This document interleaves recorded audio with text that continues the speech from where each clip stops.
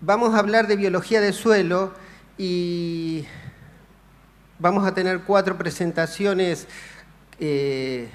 con las que creo que vamos a poder darle consistencia a ciertos conceptos que me parecen muy importantes que ustedes como productores, como gente que maneja y hace uso de la tierra, los incorporen cada vez más.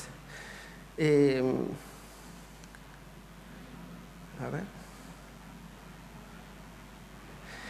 Cuando pensaba cómo hacer esta presentación, llegué a la conclusión que mi rol acá tenía que ser consolidar conceptos. Y los conceptos son algo más que los objetos mismos, sino que son los objetos más la idea, el conocimiento que nosotros tenemos de esos objetos, y para representarlos decidí hacer dibujitos. O sea, esta presentación la armé haciendo dibujitos a mano alzada, lo cual es un desafío. Y empezando la historia de la biología del suelo, que es un flujo que en este momento uno podría decir, es difícil decir por dónde empieza, voy a empezar por el... No se ve, ¿no? Ah, ya. Es que claro, yo me veía siempre ahí y decía, digo, está bien, soy importante, pero no para tanto. El comienzo de toda la biología, toda la materia es una transformación de energía. Y el origen de la energía está en el sol. Los primeros que transforman la energía son las plantas transformando la energía en biomasa. Y esa biomasa, que es el comienzo de la vida en el planeta, después queda como rastrojos en el suelo, y esa es la manera en la que ustedes, los agricultores, le dan de comer al suelo. Es la manera en la que la naturaleza le incorpora alimentación a los organismos que viven en el suelo. Esos rastrojos van a ser el material de alimentación de los bichos que viven en el suelo, y entonces vamos a hablar de la fauna del suelo. El doctor Vedano nos va a contar acerca de distintos organismos que viven en el suelo. Esos son los que empiezan a degradar los rastrojos, y es importante tener en cuenta que los bichos en el suelo lo que hacen es construyen su hábitat con los materiales que tienen en el suelo, y en esa construcción generan la estructura del suelo, que es tan importante para la calidad del suelo. Los bichos tienen un aparato digestivo en el cual tienen microorganismos, se alimentan de los rastrojos que también tienen microorganismos, y después hacen sus necesidades en el suelo, y de esa manera van dándole forma a la estructura de las comunidades microbianas. Entonces, esos microorganismos que tenemos en el suelo se reorganizan a través de las actividades de otros organismos que hay en el suelo, y a través de la incorporación del sustrato para que esos organismos crezcan a través de los rastrojos. Esos microorganismos que tienen en el suelo pueden cambiar de diversidad, pueden aumentar su complejidad en función de la complejidad o riqueza con la que le den de comer al suelo. De ese tipo de aspectos nos va a hablar el doctor Erichman y nos va a mostrar de qué manera podemos mirar esos microorganismos, que nos fuimos desde la escala de la macrofauna a la microfauna, y a la microbiología. Y en esa microbiología... Microbiology. I brought something. I always bring a Siempre les aviso, en 1 gramo de suelo hay 10 millones de bacterias que viven acá, y ¿qué hacen? Funcionar el suelo, porque el suelo es los microorganismos son los que ciclan los elementos en el suelo y transforman la materia viva en producción. En definitiva, es la producción que llega al bolsillo de todos ustedes y al bolsillo de nuestro país. Y mi propuesta es que escuchen todas estas charlas y después hagamos todas las preguntas al final, para tratar de comprender cada vez más que el suelo no es simplemente un soporte para que las plantas crezcan y utilicen sus nutrientes. Es decir, acá va mi otra payasada, el suelo, les traje un florero chino. El suelo no es un florero, y lo que yo les digo no es un cuento chino. La funcionalidad del suelo tiene que ver con la riqueza de la biología y la diversidad de esa biología expresándose en el suelo. Bueno, van a hablar ahora los disertantes y empezamos por Camilo Vedano.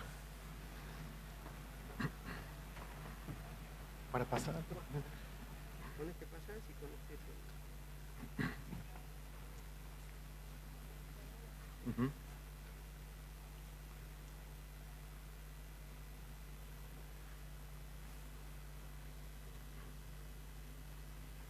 Buenos días. Muchísimas gracias por la invitación, a la gente de APRESID, a Luis que nos convocó para comentarles un poco sobre la fauna del suelo. Bueno, como dice el título, yo les voy a hablar de la fauna del suelo, del funcionamiento del suelo en sistemas de siembra directa con buenas prácticas agrícolas y en lo que sería un poco la evolución de las buenas prácticas actualmente en lo que es diversificación e intensificación de las rotaciones. En el suelo hay muchísimos bichos. Hay una enorme cantidad de organismos. Acá. Se puede ver acá en el suelo que dejaríamos por debajo del pie cuando pisamos un suelo, por ejemplo, un suelo natural del pastizal pampeano argentino. Si hiciéramos un cálculo hipotético, podríamos encontrar toda esta cantidad de estos grupos de organismos y esta cantidad de especies. Por ejemplo, podría haber 10 especies con 50 individuos de lombrices, 50 especies con 5.000 individuos de estos pequeños ácaros del suelo. A su vez, si uno piensa en la biodiversidad global del planeta, la fauna del suelo contribuye con un 23% de ese millón y medio de especies que hay descritas en el mundo. ¿Qué pasa? Esta es una visión taxonómica, pero más allá de la visión taxonómica, la fauna del suelo la podemos abordar desde un aspecto funcional, con una mirada funcional. Y nos aparecen entonces tres grupos principales. Los que se dedican a la transformación de la hojarasca, que por tanto intervienen fuertemente en lo que es la dinámica de la materia orgánica del suelo, descomponiendo la materia orgánica. Because they decompose. Sistema, que son los que modifican fuertemente, como les decía Luis, la estructura física del suelo. Mezclan el suelo, mezclan los microorganismos en lo que se conoce como bioturbación del suelo, y estos dos grupos son los que incorporan y redistribuyen la materia orgánica del suelo, mezclándolo con el suelo mineral. Y por último, los predadores, que regulan las poblaciones de los otros organismos. Acá les puse las siembras directas, porque ahora lo que les voy a contar un poco es qué pasa con los organismos en los sistemas de siembra directa, y ustedes saben que existe un gradiente de diversas prácticas dentro de la siembra directa que puede ir desde este extremo, donde es simplemente la utilización de la sembradora, la semilla y el glifosato, hasta el extremo este de lo que conocemos como buenas prácticas agrícolas, que incorporan esta serie de prácticas, que es la rotación, incluyendo la siembra de cultivo de coberturas, no pastoreo de los rastrojos, generando una buena cobertura, y una disminución en el uso de los agroquímicos. Los otros sistemas, estos que en realidad no son sistemas, se plantea que en realidad es una forma de cultivar que ya está fuera de discusión y más que todo en este ámbito, pero simplemente les mostraba, hemos trabajado bastante en estos sistemas y definitivamente podemos decir que casi no hay vida. En estos sistemas las propiedades del suelo generalmente están tan degradadas casi como un sistema con labranza intensiva. Entonces, me voy a referir a la siembra con buenas prácticas. Permiso.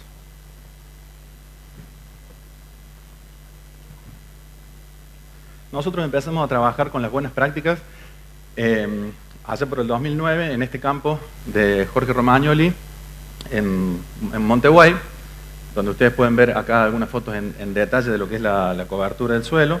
Ahí fue donde conocimos estos sistemas y empezamos a trabajar desde ese momento con la fauna del suelo. Ahí desarrollamos el proyecto Biospaz y entonces lo primero que les voy a traer en resultados son los resultados más salientes de la fauna del suelo y de los procesos en estos campos en el Biospaz. En principio lo que vimos es que muchos grupos de organismos, cuando acá les muestro un sistema natural de referencia, un sistema de siembra directa con buenas prácticas y un sistema de siembra directa sin las buenas prácticas en rojo. without Acá les good traje practices. This is an example that shows how good practices increase the abundance of earthworms. This is the column compared to the red column. In both cases, you can see that abundance is lower than in natural environments. This happens not only with earthworms, but with also other groups that are also part of decomposition. Besides, if we talk about individual groups of organisms, we see that good practices modify fauna composition and macrofauna composition. This is an example. You can see the distribution of the different samples we took from the soil. This is a silty and a loamy soil. We see that we have this macrofauna and this fauna community. Without good practices, you can see that if you use good practices, the community changes in a significant manner. And that happens in the three types of soils, mostly in the more those with more clay. This is another group of organism, Oribatite mites. We have a natural system, a conventional tillage, which is a siembra directa con y sin buenas prácticas. Ahí podemos ver, por ejemplo, cómo en lo que es riqueza de especies, la aplicación de las buenas prácticas incrementan desde 9 a 16 el número de especies que están descomponiendo los rastrojos de esos cultivos, cómo a su vez aparecen estas 4 especies que están en rojo, que son exclusivas del sistema de buenas prácticas, y a su vez las que están marcadas en rojo y verde son especies compartidas entre las buenas prácticas y el sistema natural. Entonces, en conclusión, vemos que las buenas prácticas modifican la abundancia de algunos grupos que son descomponedores, otros que son formadores de estructura del suelo, como las lombrices, y además de la abundancia, modifican la composición, hasta el punto de que aparecen especies nuevas y exclusivas de los sistemas de buenas prácticas. Ahora bien, ¿qué implicancias tiene esto pensando en un productor? Porque está bien, estoy generando muchos cambios en cuanto a la composición de las comunidades. En primera instancia uno podría pensar, bueno, si recuerdo la diapositiva esta, estoy ayudando a la conservación de la biodiversidad del suelo en sí misma. Pero hay una cuestión que liga para la óptica de un productor la relación entre la fauna del suelo, la biota en general, incluyendo todos los microorganismos, y la sustentabilidad. Hay que pensarlo en cuanto al funcionamiento del suelo. Performance operation, because this links fauna and sustainability, even economic sustainability. What does the soil do?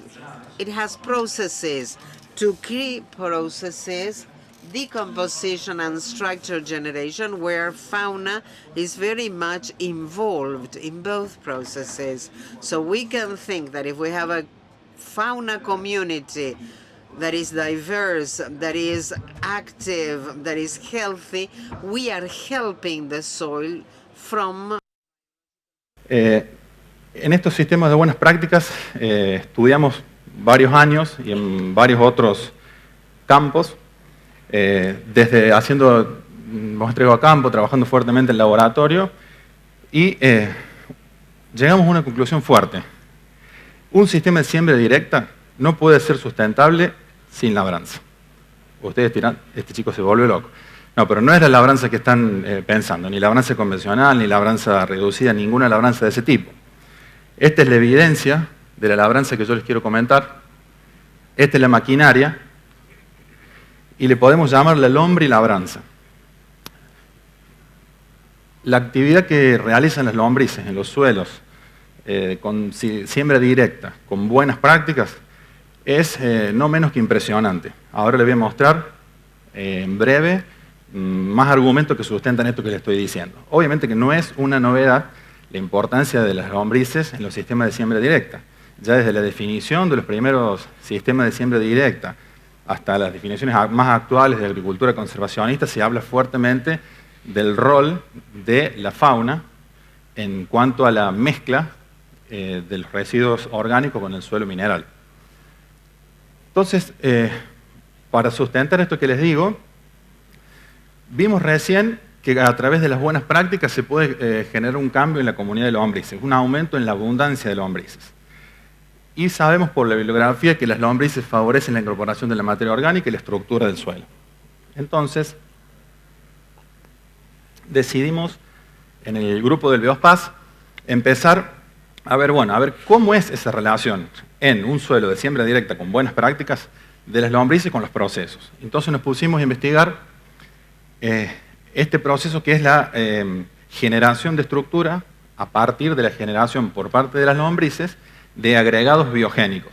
Estos son los agregados biogénicos y acá lo que vimos es que hay una correlación fuerte entre esta mayor abundancia de lombrices y una mayor cantidad de agregados biogénicos en los lotes con buenas prácticas de largo plazo en comparación con los lotes donde no se aplican las buenas prácticas.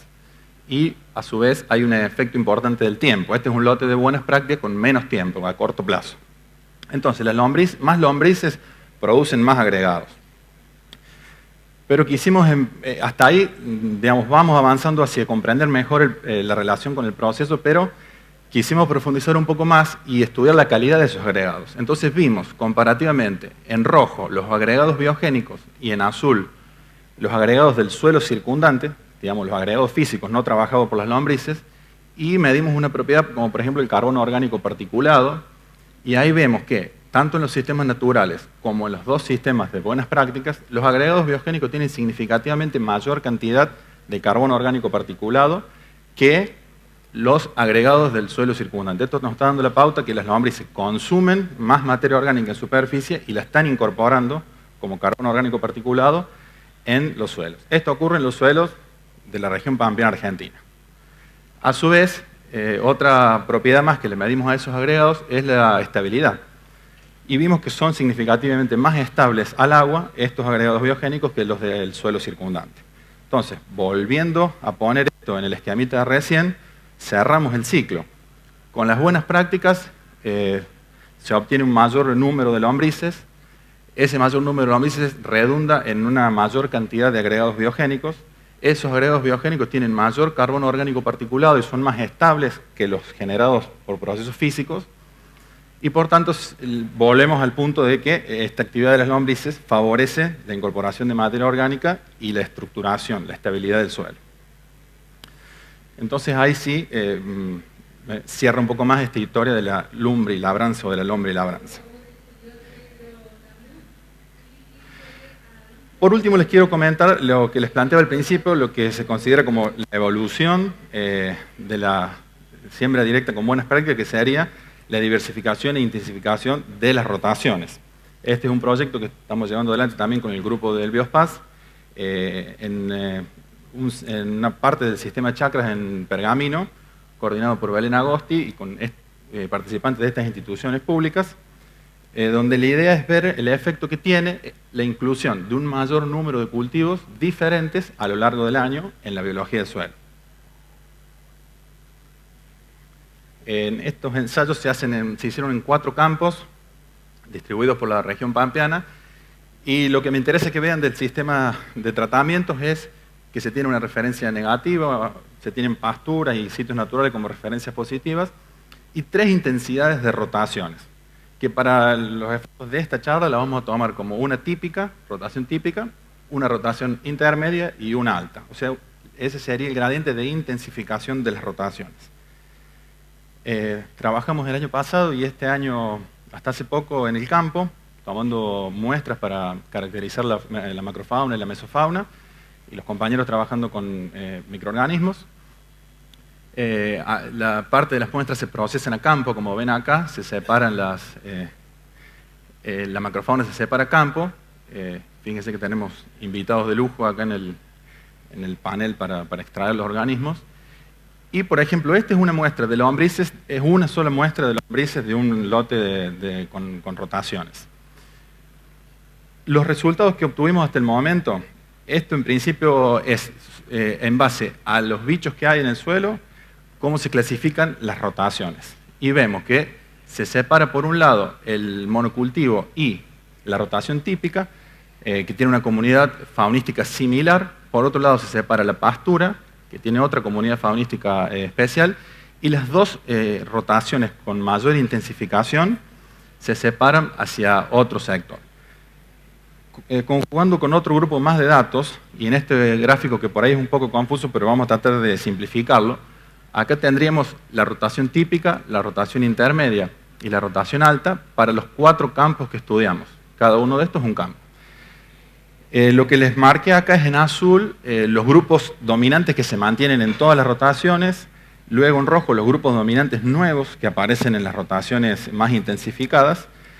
Con esas estrellitas verdes, los grupos, aunque que no son dominantes, pero que son nuevos, cuando hay más intensificación y más diversificación, y los grupos que aumentan o disminuyen a medida que se incrementa la intensificación. A su vez, están marcados los grupos que no cambian. Entonces, en una primera limpieza de este gráfico, sacamos las tortas, sacamos lo que no cambia, y nos queda este panorama, que a simple vista se puede apreciar cómo, a medida que se incrementa las rotaciones, aparecen grupos que aumentan y aparecen muchos grupos nuevos. Es decir, estamos viendo que con la intensificación máxima y aún la intermedia, aparecen grupos faunísticos nuevos, que no están en los sistemas de monocultivo y no están en las rotaciones típicas que hacemos. Por eso paso a esta última o penúltima diapositiva de las perspectivas y los desafíos. En cuanto a la intensificación de las rotaciones, llegamos hasta lo que les mostré recién, pero sería bastante interesante ver qué ocurre con los procesos. Sabemos que la fauna cambia, hay un cambio importante en cuanto a la fauna, pero no sabemos si eso repercute o cómo repercute en los procesos en los cuales la fauna interviene. Por otro lado, de lo que les conté que sabemos de los agregados biogénicos, no sabemos qué especies de lombrices hacen esos agregados, porque por ejemplo acá, aunque parecen en abundancia, parece que son lo mismo, hay comunidades, es una muestra, digamos, de una comunidad de lombrices de un lote, son muy diferentes las especies que aparecen, y no conocemos casi nada de la contribución de cada especie. Entonces, sería muy interesante saber eso, y saber con qué comida, qué especies logran hacer estos agregados más estables y con mayor porcentaje de carbono orgánico. Eso es un desafío y una punta para seguir. A su vez, entra todo lo que les comentó Luis al principio. Yo hablé bastante de la fauna, pero las interacciones en el suelo, las interacciones biológicas son fundamentales. Las lombrices, muchos de estos procesos que yo les conté que hacen, no los hacen solos, sino que los hacen en asociación con microorganismos que tienen dentro de su intestino. Entonces, por ejemplo, nos interesa mucho seguir estudiando cómo son esas interacciones dentro de los intestinos de las lombrices y posteriormente en los agregados biogénicos, que tenemos algunas mediciones hechas de que, por ejemplo, cambian entre el agregado y el suelo circundante, cambian bastantes las enzimas que producen los microorganismos, pero es otra fuerte punta para seguir.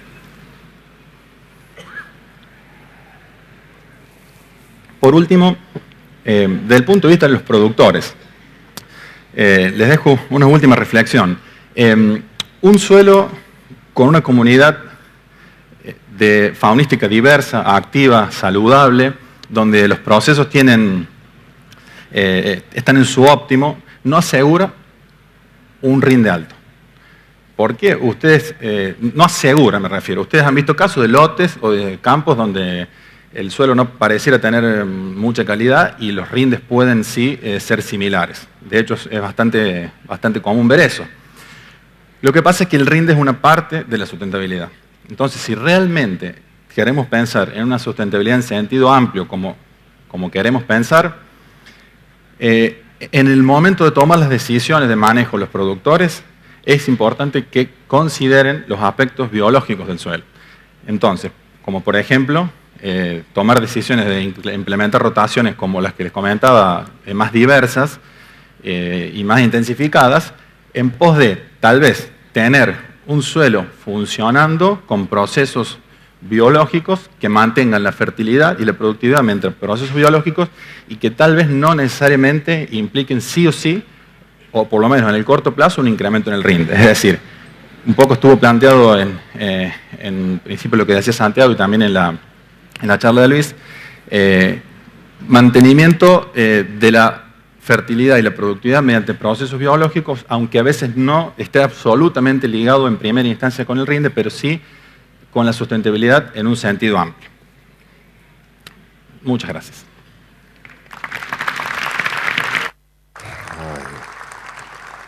Con este aplauso le agradecemos a Claudio Vedano por esta presentación. Les contamos que Claudio es doctor en Ciencias Biológicas de la Universidad de Río Cuarto, posee un postdoctorado en la Universidad de Bremen, Alemania, es investigador del CONICET, profesor de la Universidad de Río Cuarto y director del Grupo de Investigaciones en Ecología de Ecosistemas del Departamento de Geología de la Universidad también Nacional de Río Cuarto.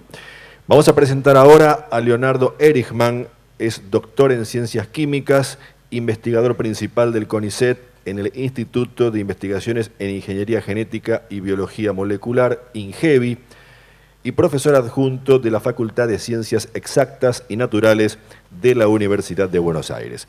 Con entonces ustedes, Leonardo Erichmann, y esta presentación dentro del Simposio de la Biología de los Suelos 1. Adelante, por favor. Muchas gracias también a Presid por la invitación y a Luis, coordinador de la mesa. Yo les voy a comentar sobre, voy a hacer una charla que titulamos Las rotaciones de una perspectiva bacteriana. Me interesa entonces hablar no de algunas bacterias en particular, sino lo que muchos de ustedes probablemente hayan escuchado, el término microbioma. Microbioma, que es el conjunto de todos los microorganismos que habitan un ecosistema. Y lo que yo voy a intentar hacer en la charla es mostrarle cómo algunos resultados obtenidos en nuestro laboratorio, en el contexto de ese proyecto de Biospaz, de biología de suelo, nos ayuda a entender un poco cómo participan las bacterias, de las que Luis mencionó, hay miles de millones en el suelo, en el funcionamiento de todo el proceso biológico que se estuvo hablando hasta ahora.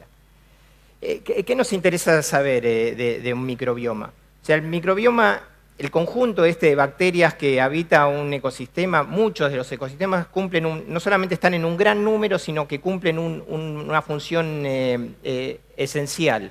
Eso vale para suelo, pero vale también para las raíces de los cultivos, la rizosfera, para las hojas, o sea, hay un número muy grande del orden también de millones de células en las superficies de las hojas que cumplen una función, y por supuesto también en otros sistemas como el organismo humano o animal, o incluso en sistemas de producción de bioenergía, como plantas de digestión anaeróbica, o plantas de tratamiento de efluentes. O sea, un conjunto, prácticamente cualquier proceso que uno se imagina, proceso natural o proceso de ingeniería, está críticamente modulado por la actividad y función de microorganismos que están presentes en esos ecosistemas. Entonces, ¿qué nos interesa saber? Por un lado, cómo depende el manejo de ese sistema, en el caso de, por ejemplo, del cuerpo humano, nuestros hábitos, o en el caso del suelo, el manejo del suelo, en el caso de un sistema de ingeniería, la operación de ese sistema, cómo esas actividades que nosotros, la intervención que nosotros hacemos sobre ese sistema, influyen en la estructuración de la comunidad de bacterias que va a haber en ese sistema. Y recíprocamente nos interesa saber cómo la distinta composición que tiene ese sistema afecta el funcionamiento del sistema donde está presente. O sea, esas son las dos grandes preguntas que nos interesa hacer para entender qué relación hay entre la composición de microorganismos y el funcionamiento de un dado sistema. Por supuesto que hay una serie enorme de factores que influyen, más allá del manejo, que influyen en la presencia de un determinado grupo de especies, porque algunas están presentes y otras están ausentes. En suelo podemos mencionar por el tipo de suelo, la materia orgánica en cantidad y calidad, la humedad, el pH, la temperatura, nutrientes, la salinidad, bueno, y muchos etcétera. O sea, hay una enorme cantidad de factores que van a afectar la composición de la estructura de la comunidad microbiana. Ahora, desde hace más de 20 años surgió la posibilidad, a través de herramientas moleculares, de analizar las comunidades microbianas sin depender del cultivo de laboratorio. Eso amplió mucho el universo microbiano porque permite detectar la presencia de bacterias que no son fácilmente aislables en el laboratorio. Más recientemente surgió una tecnología muy poderosa, también basada en las secuencias de ADN de los microorganismos, que se conoce con el nombre de metagenómica, que permite ir con mucha profundidad a determinar cuál es la composición. Pero si ilustramos con el caso del cuerpo humano, si yo hablo de cuál es el microbioma humano, depende de la parte del cuerpo que estoy analizando. Si ustedes miran, estas son las distintas, el gráfico de torta muestra a una escala general distintos grupos bacterianos. Entonces no es lo mismo si yo analizo la piel que si analizo el intestino, que si analizo, cualquier parte que todo nuestro cuerpo está contiene un enorme número de células. Habrán escuchado el número que hay 10 células bacterianas por cada célula humana en el cuerpo humano. Estas están presentes en prácticamente todos los órganos y en cada una de esas la composición es diferente. O sea, cuando yo hablo de microbioma humano me tengo que referir a qué es lo que estoy analizando. Si me concentro, por ejemplo, solamente en la piel, debido a las diferencias en el ambiente, humedad, secreciones y demás, también es diferente. O sea, no es lo mismo si yo analizo la palma de la mano que la rodilla, que las axilas, etcétera, etcétera. Y para un único individuo, si yo miro, por ejemplo, el microbioma intestinal, este es un estudio hecho a lo largo de un año, analizando diariamente la composición de bacterias en el intestino de un único individuo. Cada una de estas filas representa una especie y ustedes ven un patrón que es relativamente estable, pero hay muchas diferencias. Por ejemplo, una mudanza de país representó, o sea, un intervalo donde este individuo se mudó de Estados Unidos a Extremo Oriente, representó un cambio muy importante en la composición de su microbioma intestinal. O sea, hay una serie de factores que, más allá del poder de la técnica, nos hacen reflexionar sobre cómo dar valor a ese tipo de análisis, o sea, cómo sacarle jugo al poder de la tecnología que nos permite determinar la composición de bacterias. En el caso de suelos, también uno se puede plantear si yo estoy haciendo un análisis a nivel global o regional, o a nivel local, o simplemente analizando una fracción, o mirando la estructura o la microestructura. Yo en cada uno de esas escalas voy a tener un resultado que se va a afectar por el nivel de escala que estoy analizando. Y esto que vale para escalas espaciales también se puede decir que vale lo mismo para las escalas temporales. Entonces, los suelos son ambientes muy heterogéneos que albergan un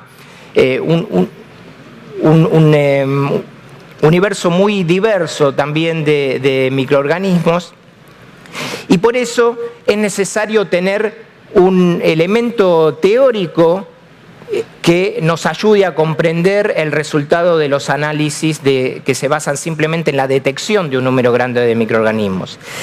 Y esa herramienta, esa herramienta teórica que nos permite entender estos estudios es la ecología microbiana. La ecología microbiana pone el foco en las estructuras de las comunidades microbianas, de cómo éstas interactúan con el ambiente y cómo se producen también interacciones entre los distintos niveles tróficos, para de ahí sacar conclusiones en la influencia que tiene en el funcionamiento de un ecosistema. O sea, tenemos una tecnología que es muy poderosa, que es los análisis de secuenciación masiva, y tenemos un marco teórico que nos permite interpretar esos análisis. Ahora, por suerte, la ecología microbiana, que es una rama relativamente reciente de la ecología,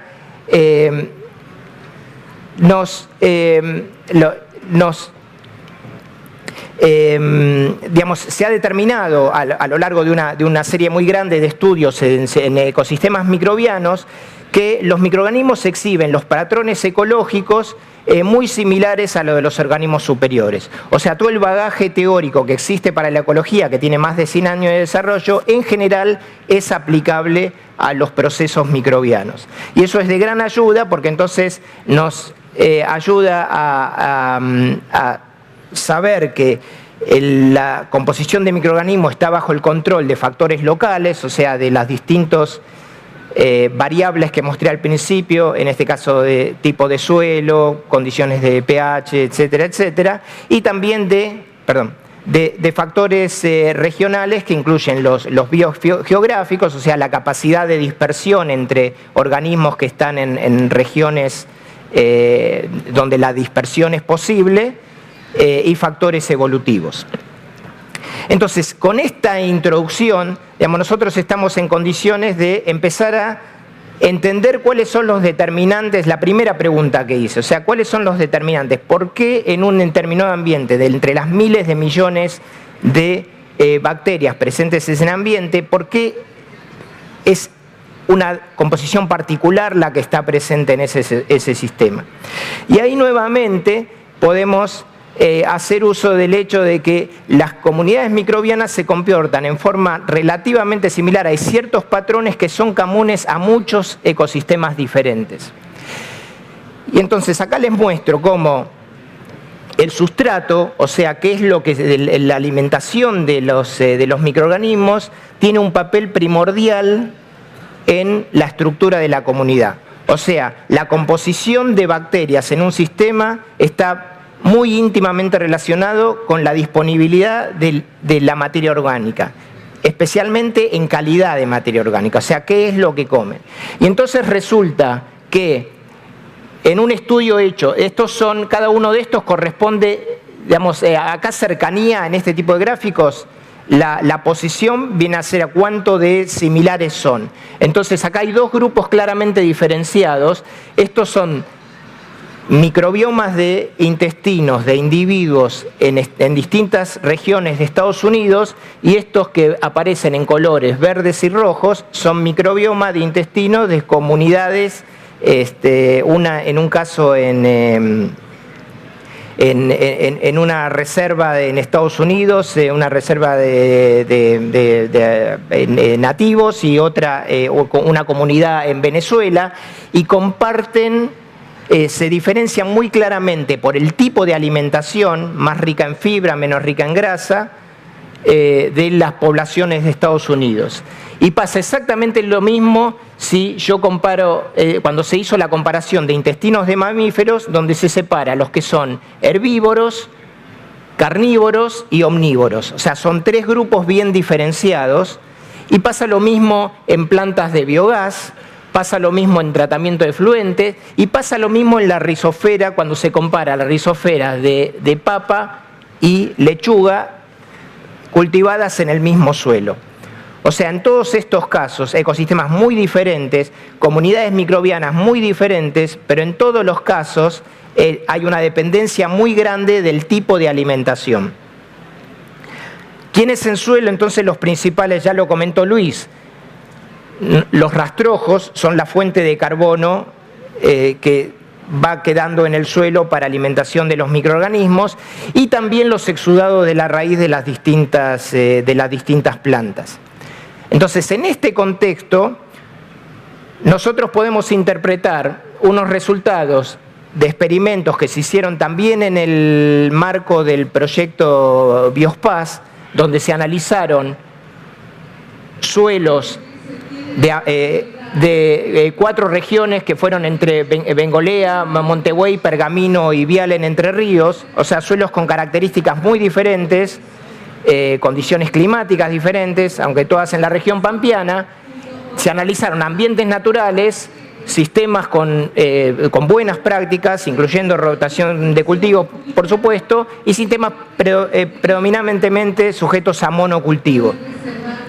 Y lo que muestran estos gráficos arriba es que la distribución, estas son todas las combinaciones de distancias de apares, de distancias filogenéticas, o sea, cuánto de similares. Cuando yo agarro todas las comunidades para cada una de estas prácticas, varios tiempos a lo largo de 2 años de muestreo y las distintas muestras de los distintos suelos, la distribución en ambientes naturales es muy amplia y las distancias son relativamente grandes, o sea, las bacterias presentes en los ambientes naturales son muy diferentes entre sí.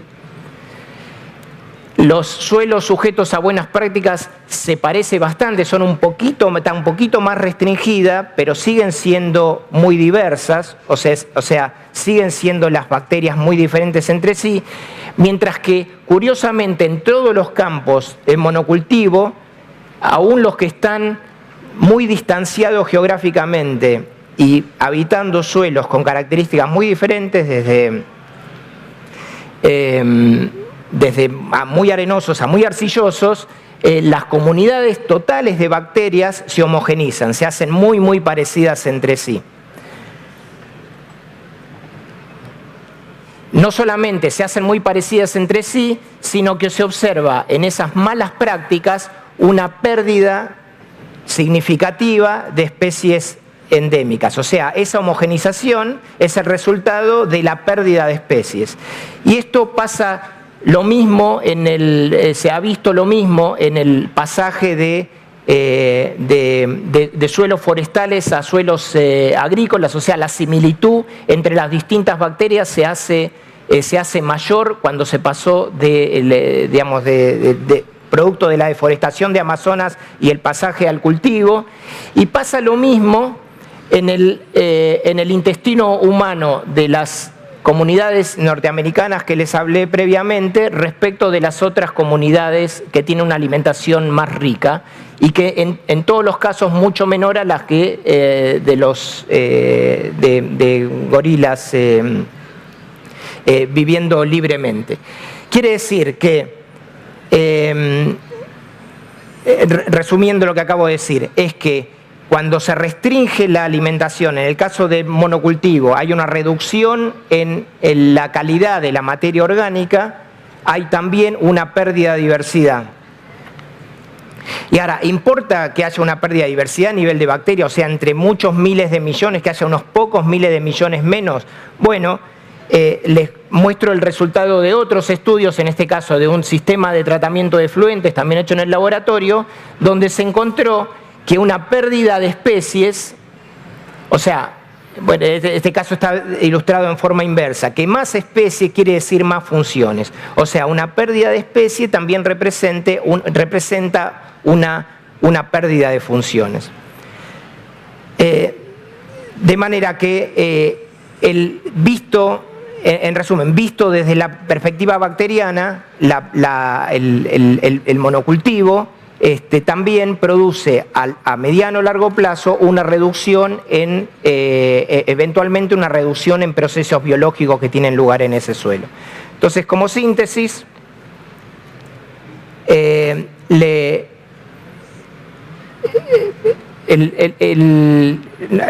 mostré que en la mayoría de los sistemas existe una asociación directa, positiva, entre la diversidad y la función.